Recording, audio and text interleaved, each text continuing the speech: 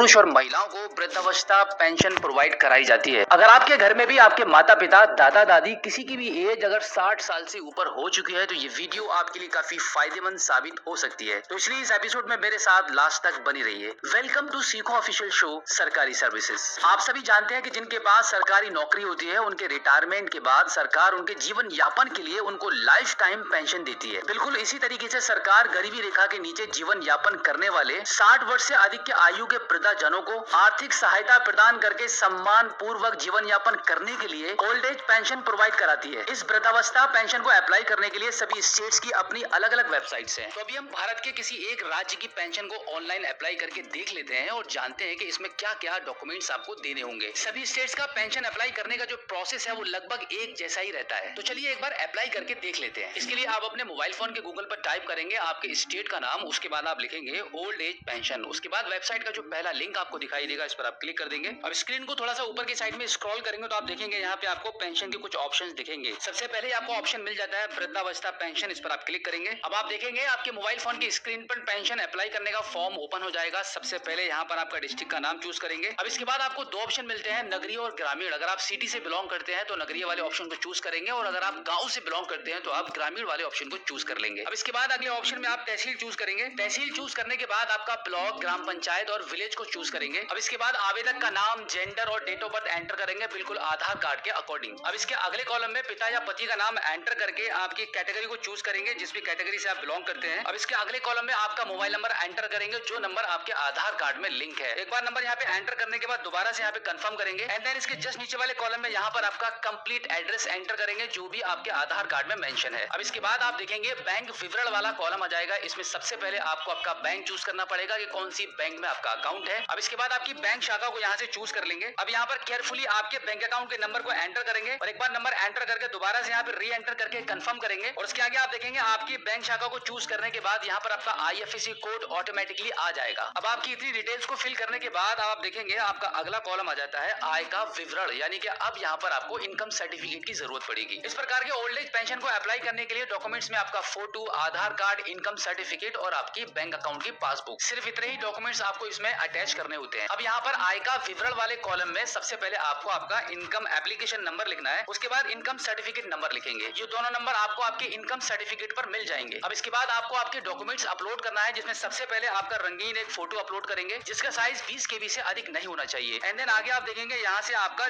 आयु प्रमाण पत्र अपलोड करने के लिए मांगा जा रहा है। अगर आपके पास आपका बर्थ सर्टिफिकेट है तो आप यहाँ पे बर्थ सर्टिफिकेट को अपलोड कर सकते हैं, अदरवाइज आप यहाँ पे आधार कार्ड की कॉपी ही अपलोड कर दीजिए। उसके बाद आप देखेंगे सबसे लास्ट में यहाँ पे डिक्लेरेशन का ऑप्शन आ जाएगा। अब यहाँ पे टर्म्स एंड कंडीशन को एक्सेप्ट करके इस कैप्चा कोड को फिल करेंगे और फाइनली सबमिट कर देंगे। सबमिट करने के बाद कुछ इस प्रकार से आपका एप्लीकेशन नंबर आपके मोबाइल फोन की स्क्रीन पर आपको शो कर जाएगा। अब यहाँ से इस एप्लीकेशन नंबर को कॉपी कर लीजिए। अब एक बार फिर से इसी वेबसाइट के लॉगिन पेज पर आकर ओल्ड एज पेंशन वाली कैटेगरी को चूज करके अभी आपको आपका जो रजिस्ट्रेशन नंबर मिला है उसको एंटर करके आप यहाँ पे OTP के माध्यम से लॉगिन कर लेंगे। अब आप देखेंगे कुछ इस प्रकार से आपका पेंशन अकाउंट ओपन हो जाएगा। अब यहाँ पर आप देखेंगे सेकंड स्टेप वाले ऑप्शन पर आपको क्लिक करना होगा। अब यहाँ पर आप देखेंगे आपका वही फॉर्म ओपन हो चुका है जो अभी आपने फिल किया था। अब इस फॉर्म में अगर आपको कोई भी कमी लगती है, कोई भी मिस्टेक लगती है तो आप यहाँ से इसको सुधार सकते हैं। सभी डिटेल्स को एक बार प्रॉपर चेक करने के बाद सबसे लास्ट में टर्म्स एंड कंडीशन को एक्सेप्ट करेंगे और इस कैप्चा कोड को फिल करके फाइनली सबमिट कर देंगे। फाइनल सबमिट करने के बाद आप देखेंगे आपके दो ऑप्शन ग्रीन में हो चुके हैं। अब आप थर्ड वाले ऑप्शन पर क्लिक करेंगे आधार ऑथेंटिकेशन करने के लिए। अब इस फॉर्म के सबसे लास्ट में आपको आधार सत्यापन वाला कॉलम मिलेगा, जिसमें सबसे पहले आपका नाम एंटर करेंगे, आधार संख्या एंटर करेंगे, जेंडर चूज करेंगे और आपकी डेट ऑफ बर्थ एंटर करेंगे। ये सभी डिटेल्स आपके आधार कार्ड के अकॉर्डिंग होनी चाहिए। उसके बाद टर्म्स एंड कंडीशन को एक्सेप्ट करके कैप्चा कोड को फिल करके आधार ऑथेंटिकेशन वाले ऑप्शन पर क्लिक कर देंगे। अब आप देखेंगे आपका सक्सेसफुली आधार ऑथेंटिकेशन हो चुका है। अब आप फाइनल प्रिंट वाले ऑप्शन पर क्लिक करेंगे तो आप देखेंगे आपके सभी ऑप्शन ग्रीन में हो चुके हैं। अब आपकी old age pension successfully apply हो चुकी है। अब मैक्सिमम 3 महीने में आपको 1500 से लेकर 3000 रुपए महीना पेंशन मिलना शुरू हो जाएगी। सो आई होप आप अच्छे से समझ गए होंगे कि घर बैठे ऑनलाइन ओल्ड एज पेंशन को कैसे अप्लाई करते हैं। अगर आपका अभी भी कोई सवाल है तो इस